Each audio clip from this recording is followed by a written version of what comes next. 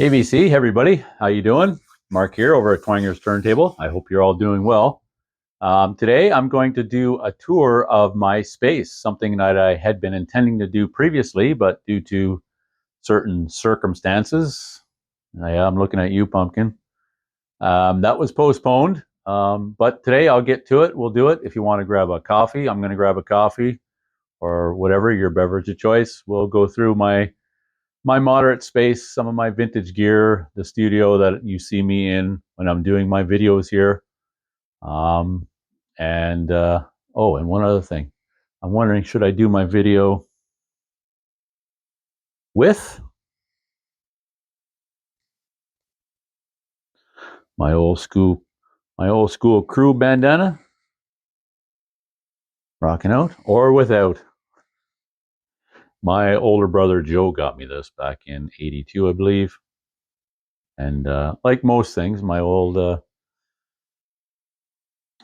banners and whatnot. I've got a one you'll see in the video, my Iron Maiden Killers one. This one I got from my lifelong buddy. I think I had it in one of my other videos. Mike got me this. My good friend from back home, Mike, got me that, sent it out to me.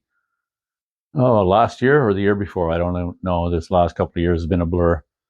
But yeah, so without further ado, like I say, I'll go grab a coffee. I'll pause this thing and I'll give you a brief tour of my space here, and I hope you'll join me. So, okay, good to go. Got my drink. Hopefully you got your drink. So hope you'll stick around, join me as I do my tour, and yeah, I'll just show you some of my gear. Mostly all vintage gear, and mostly vintage, like 40 plus years, most of it. The primary components anyway are at least 40 years. So I'll tour you through the gear, some of my setup that you see when I'm doing my videos, the shelves and whatnot. Several of the shelves I just made myself. They're just wooden shelves with some steel supports. And then you'll see in the video I've got some picture shelves from IKEA up top. Anyway, I digress. You'll see that throughout the video. So yeah, I'd like to say hi again to my in-laws who are presently down in Arizona enjoying the sun, the snowbirds that they are. Hope you guys are having a great time. Mom too, and Colin, and their new puppy. Yeah, so without further ado, let's get to it. I'll walk you through my system. I hope you stick around for it.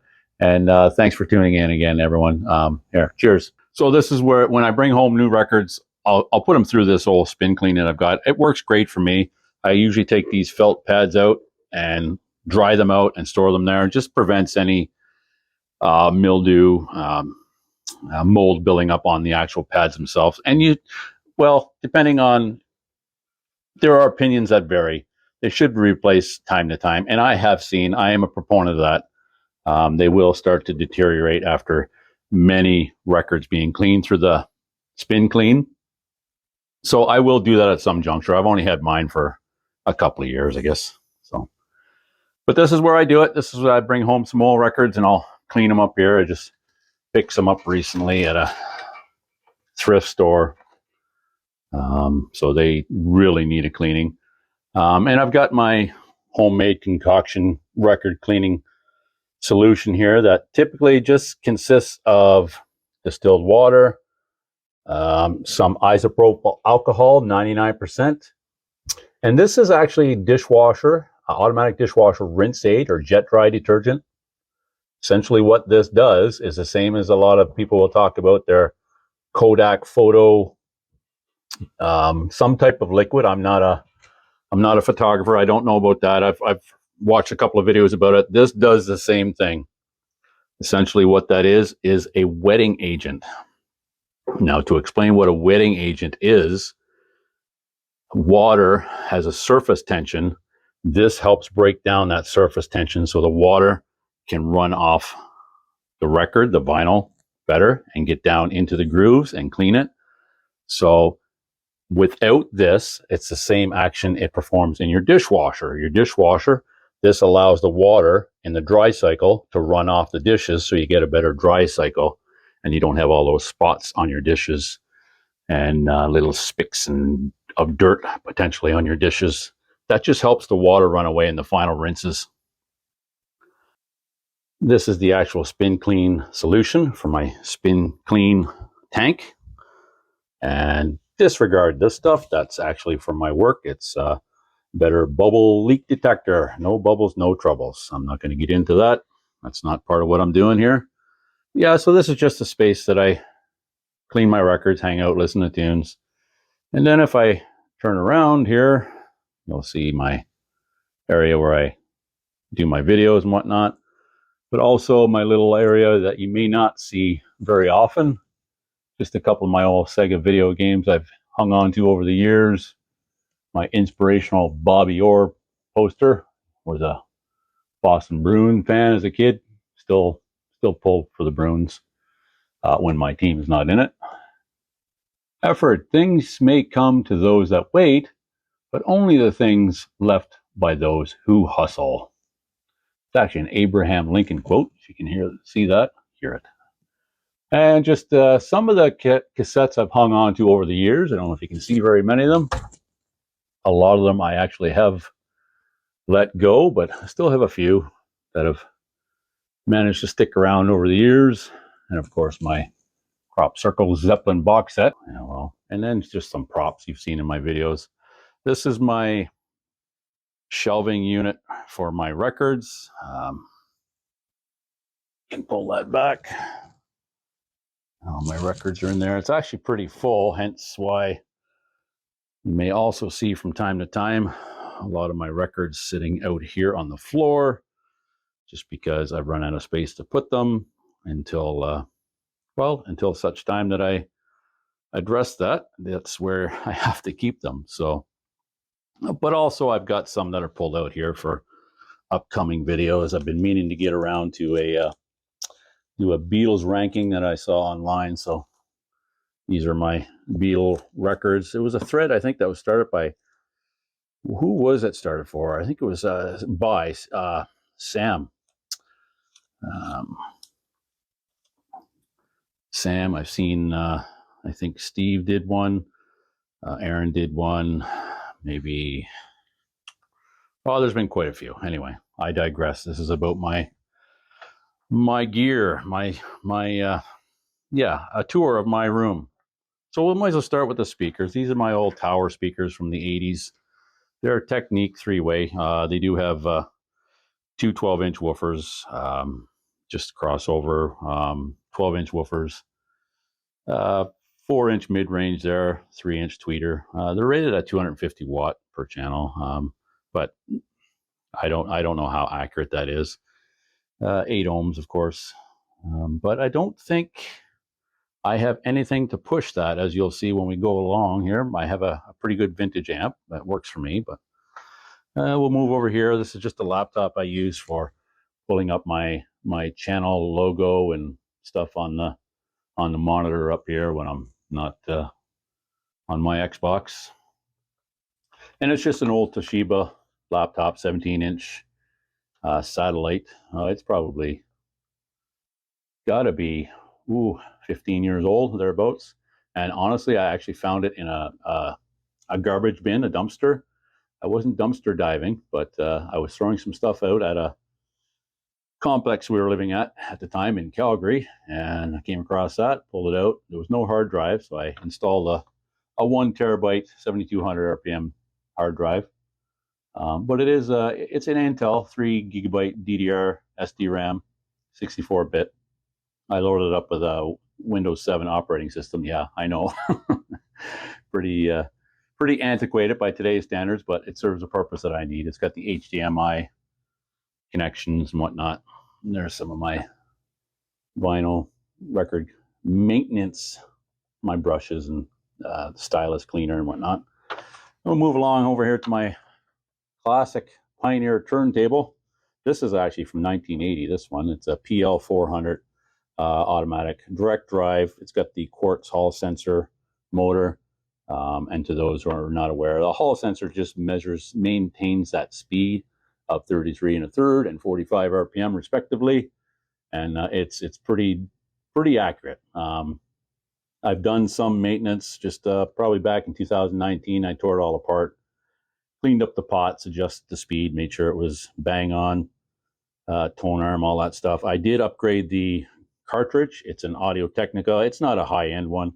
It's an AT-VM95C dual magnet. But as I mentioned many times, it serves a purpose. It's rated at 0.025% wow flutter. I'll throw in a little clip of the test I do just with the phone app, and you'll see it's bang on. Yeah, that's really all I can say about that. I've added the acrylic platter there. I've got just, it does help in absorption of vibration and helps with static and whatnot, as opposed to the original rubber placemat. I guess I should mention some of the specs on it that I know. That platter on it is it's an aluminum 310 millimeter platter, aluminum die cast platter, and then the acrylic platter or slip mat is 2.7 millimeter. That adds to, sometimes when I put on that stabilizer, I can't really close the dust cover, so I've got the stylus protector and a little light I use there. Kind of keeps the lid up, but keeps most of the dust out of there when I'm playing. And we'll move over here to my old tape deck, Sony TC-K15 from 1979. Good old tape deck. I mean, it's a really good tape deck, actually. So, I mean, I think the fact that it's still around and working is testament to that. It speaks volumes, right? But the full disclosure, I probably use this other tape deck way more often nowadays. I still like to do cassettes once in a while, and so copying cassettes onto blank, that will do the trick for that. If I'm recording a record or something onto blank, then I use that deck, the old Sony deck. Yeah, it's 1979. Only handles normal and chrome tapes. I don't even know if metal tapes was a thing then. In fact, I don't think it was. But it does the noise reduction Dolby B. Yeah, good old deck. Right below it, my amp, my old amp. This is the eldest of the vintage gear, 1978. This one. So you've got the 1979 tape deck and the 1980 turntable. This is 1978. It's a JVC JAS22, rated at 43 watts per channel at 8 ohms, 20 hertz to 20,000 hertz.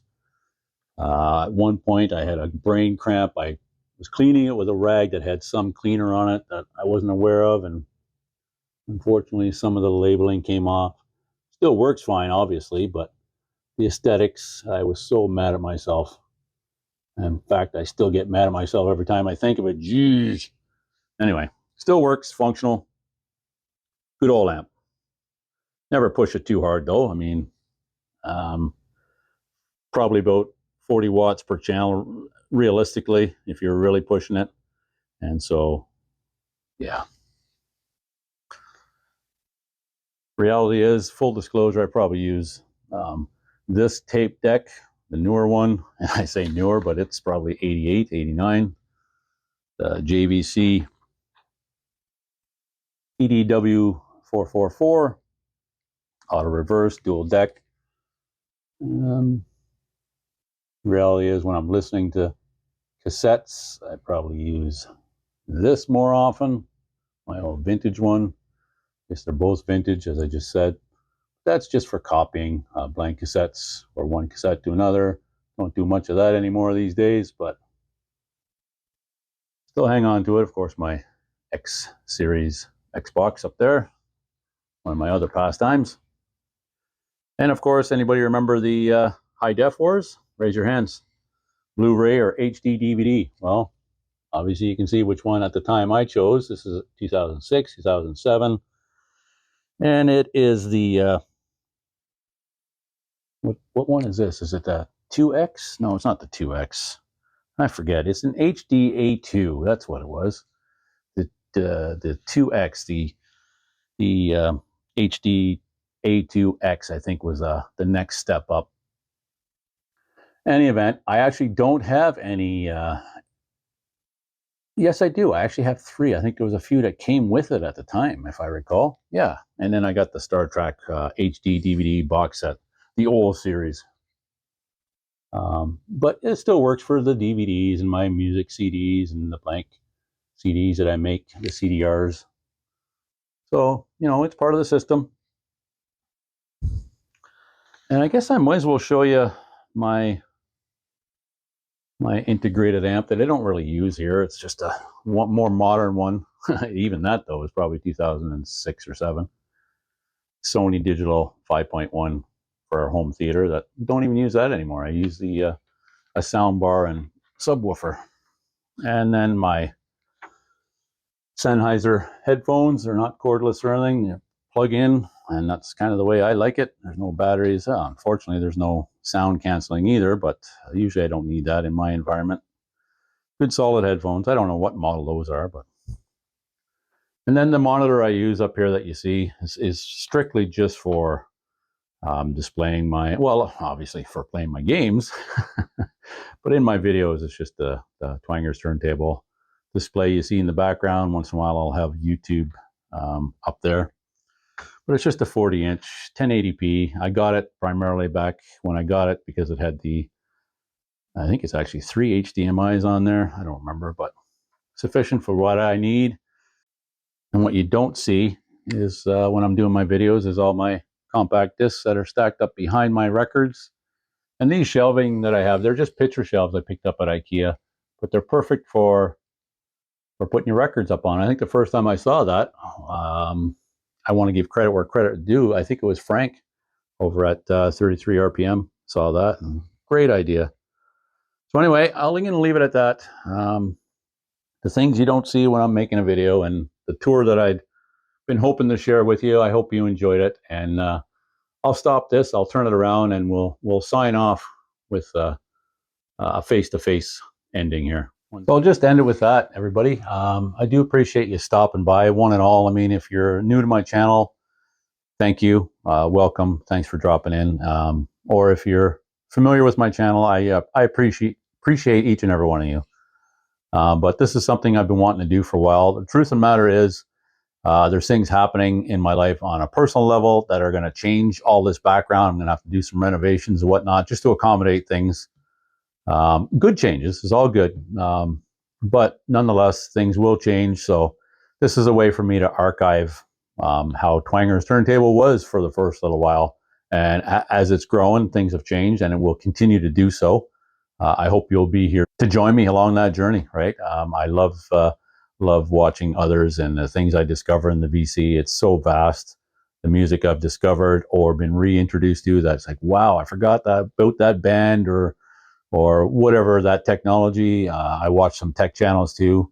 It's all fascinating, but it can also be quite time consuming. So I do have other priorities in my life.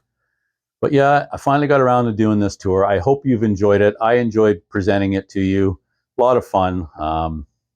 It's one of the few things I do outside of my work. I love my work that I enjoy doing. It's a great pastime, and gets me. I don't know how many of my old friends and family actually watch my videos, but when I'm making them, I'm thinking about you guys.